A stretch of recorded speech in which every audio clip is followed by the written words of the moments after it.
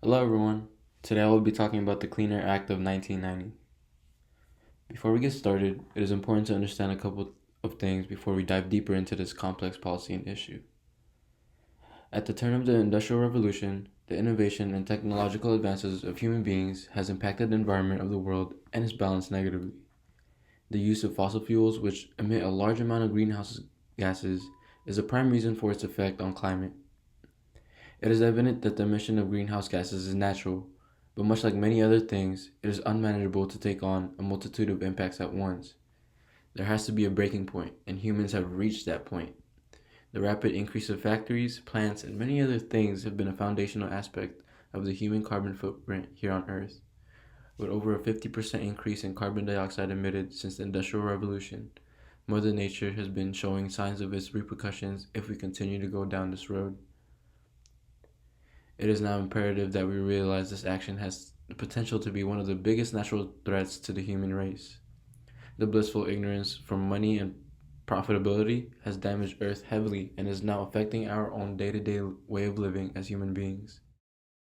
It is important to really understand that this will affect the health and well being of the future generations to come, but to also realize the beauty of Mother Nature and its importance to be preserved. Now that you can have an idea about the topic regarding this policy, here are some more details to know about in terms of what acts were made to address the issue. The overall focus of this act was to target the big manufacturers that produce an immense amount of greenhouse gases and provide them with regulations as to their production. Not only that, with the implementation of cars in the day-to-day lives of almost all citizens of the United States, regulations towards the certain levels of emission a car can emit has been another key target for this act.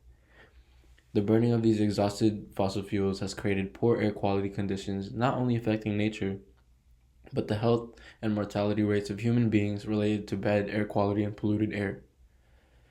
The power of this act has aimed for better fuels for public transportation as a means to reduce the production of more cars and said cars with carbon emissions. This in turn with its goal to innovate more efficient and sustainable fuel can heavily improve the environment of the United States and the world.